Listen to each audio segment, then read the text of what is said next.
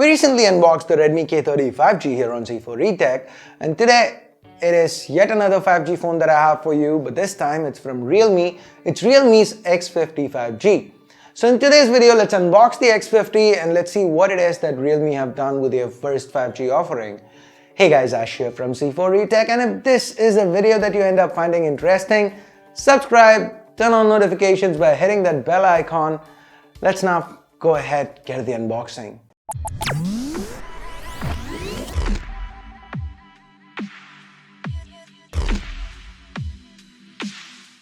The X50 comes in this yellow Realme box. We have the Realme X50 5G in big bold text up top.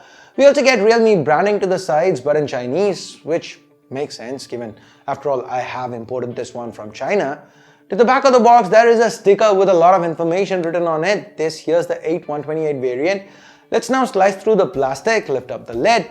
Inside we have yet another cardboard box. Again, a yellow cardboard box, and this one contains the information booklets. Chinese of course. Then there's a transparent soft case. Finally, we get the X50 itself. Removing the plastic wrap, we are greeted by this really shiny and reflective back. Now switching to the front, the power button here, it pulls double duty as the fingerprint reader, kind of like what we've seen with that other 5G phone, the K30 5G. Now talking about that, just like with the K30 5G, we have a pill-shaped cutout to the top of the display, but we'll talk about that later. For now, let's get back to the box contents. We have a USB Type-C cable with the Realme yellow accents on both ends, and that is present along with a 30-watt VOOC 4.0 fast charger. Finally, there's also a SIM ejector pin here. So that wraps up our unboxing portion. Let's now get to the X50. The similarities between the X50 and the Redmi K30, they cannot be, or rather the K30 5G, they cannot be denied.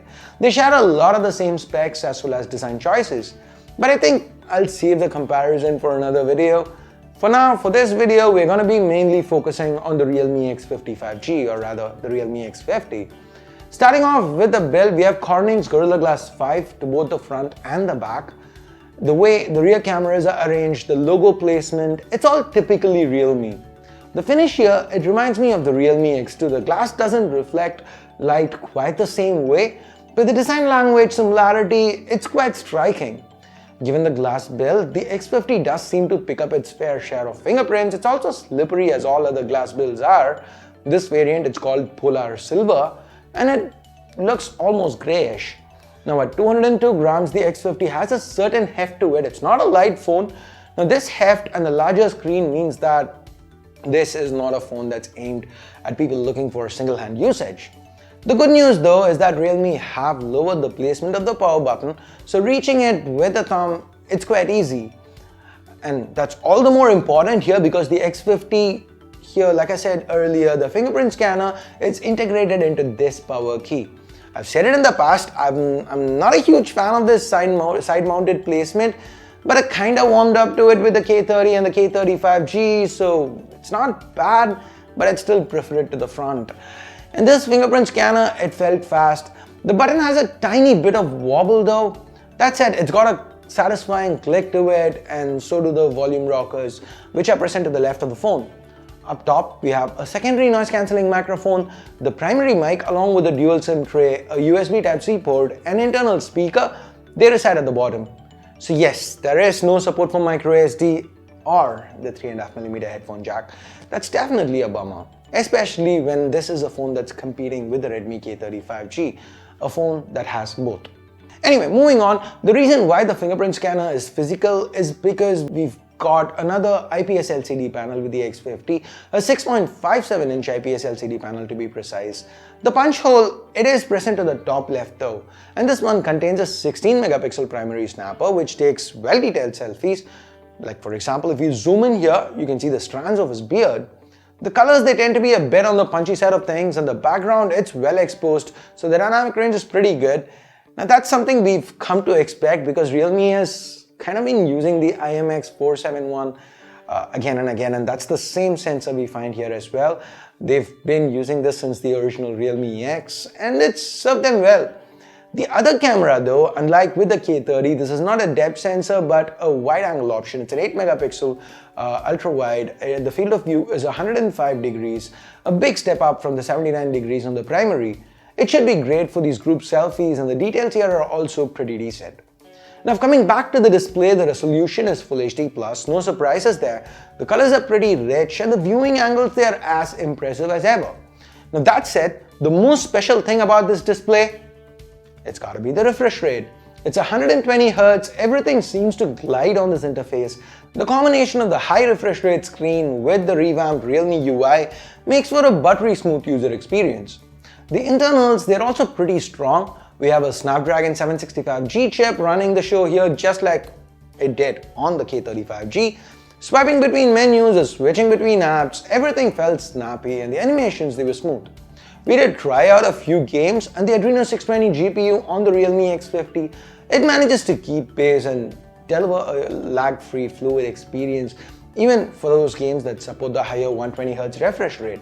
At least these are initial impressions. More testing is obviously needed for us to draw definite conclusions. But for now, to keep the temps under control, Realme have also built a custom vapor chamber inside the X50, complete with a custom copper cooling foil and double-layered graphite sheets for heat dissipation. So that should also help with the performance. As far as the battery is concerned, this here is a 4200 mAh battery, and I expect it to be able to last a day of moderate usage on a single charge. 5G should actually push the battery more, but that's not something we're going to be able to test given 5G isn't available in India yet. But hey, even if you were to run out of juice, the included VOOC Flash Charger 4.0, it should help you get this phone from 0 to 70 in just about 30 minutes, or at least that's Realme's claim. Moving on to the software side of things, as we saw, it's Realme UI on board the X50. This is the first device to come with Realme UI out of the box. And of course, it's based on ColorOS 7, which is running on top of Android 10. Most of the features here, they are the same ones that I covered earlier in my dedicated Realme UI video. So here's a card to that. Check it out for a full list of new features that Realme UI brings with it. And with all that said and done, now it's time to move on to the cameras. Quad cameras here, 64 megapixel primary. But unlike with the Redmi, here they've gone for Samsung's GW1, which is paired with the f1.8 lens. Under bright light, the X50 manages to take some sharp looking photos with vibrant colors and good dynamic range. For low light, Realme's bought a new Super Night Scene 3.0 option to help out. Next up, we have an 8 megapixel ultra wide. There's a 119 degree field of view here. The detail levels, the colors, they're all decent. Now another thing that the X50 does differently from Redmi's implementation is instead of going for a depth sensor, they've gone for a 12 megapixel telephoto camera that can take shots like this. So you do get 2x optical zoom, and that does come in handy, and I was pleasantly surprised by how well the X50 has managed to capture the details with shots like this, especially in this flower here, for example. The final sensor is a 2 megapixel macro that's used to get super close to the subject. The X50 in China, it starts at 2499 yuan, and that's for the 8 gigs RAM, 128 gigs of storage variant. The 12256 is available at 2999. So that's about 25 and 30,000 rupees respectively. To give you guys some kind of perspective, the K35G, it does start cheaper, but it's for a lower variant, 664, that's 1999 yuan or about 20,500 rupees.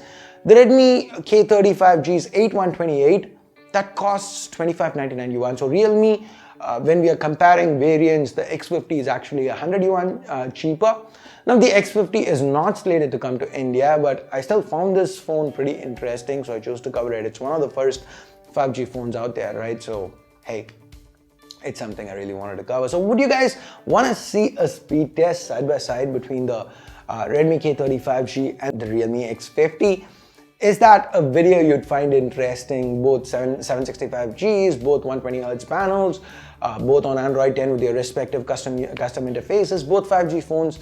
So is that a video you guys would be interested in seeing? Leave a comment down below. And with that, we get to the end of this video. Thumbs up, thumbs down based on whatever you felt about it. Subscribe, turn on notifications by hitting that bell icon if you haven't yet. And thanks a lot for watching. Till next time, my name's Ash. You've been watching C4 Retech, and I'm signing off for now. You guys have a great day. Bye-bye.